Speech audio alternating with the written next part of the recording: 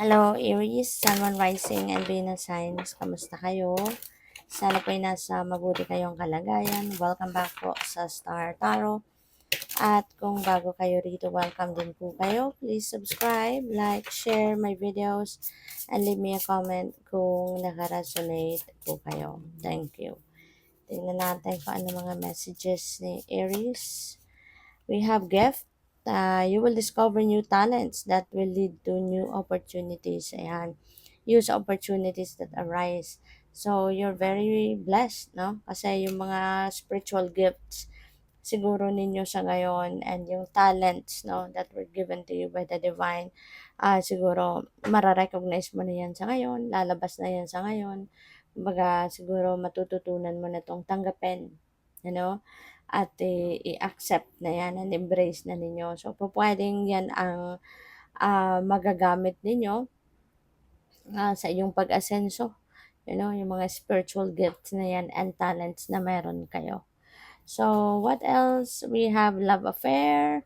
Beware, love affairs at work rarely and well, don't lose your mind. Baka ano tawag dito, ma-overwhelm kayo, no? Sa romantic, ano na to, sa romantic interest ninyo towards a co-worker. Okay? So, maaring merong namumuo na love affair sa trabaho o pwede rin naman na ano to, pupwede rin naman na meron pa lang kayong makikilalang bagong katrabaho at yun, baka magka-interest nga kayo rito. Baka magka-crush kayo, parang ganun.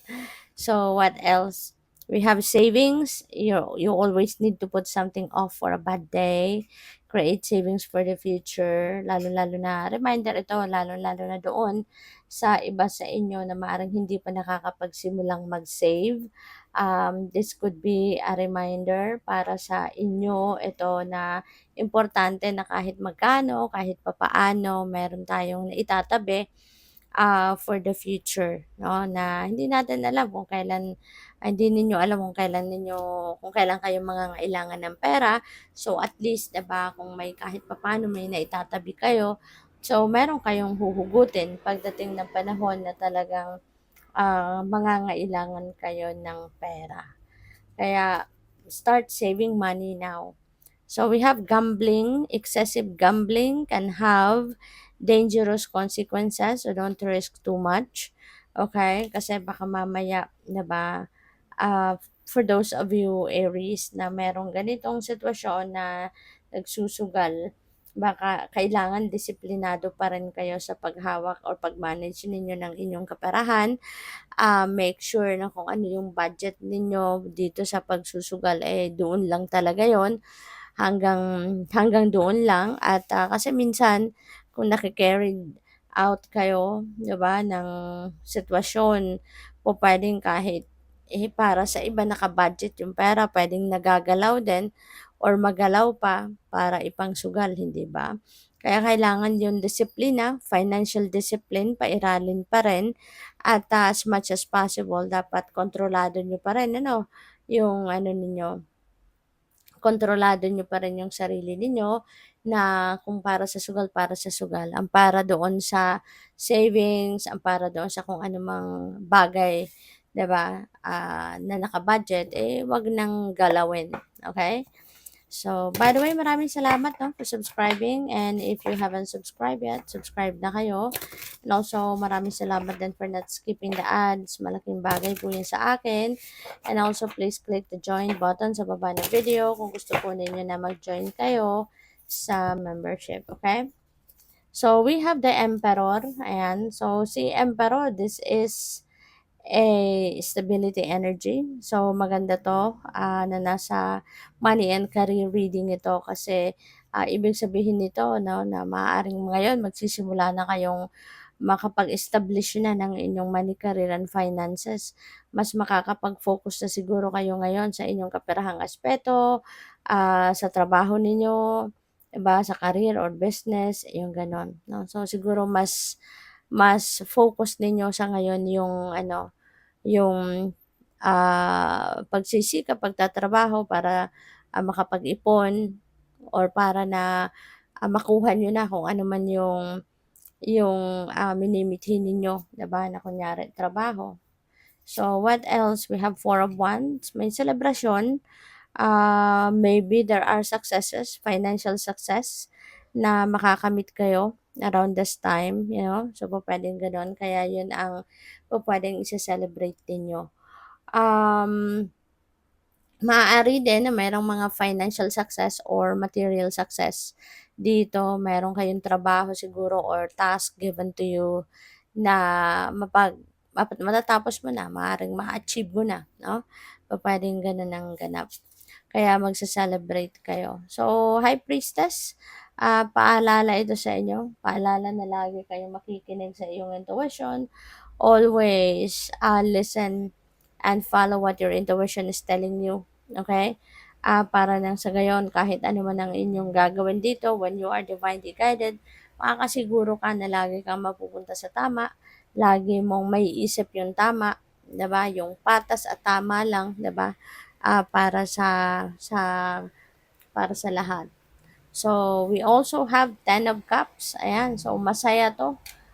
Aries, magiging masayang-masaya ka, including your family, kasi siguro nandoon ka na sa point na talagang excuse me po, siguro pagdating sa inyong finances, ano na kayo, stable na.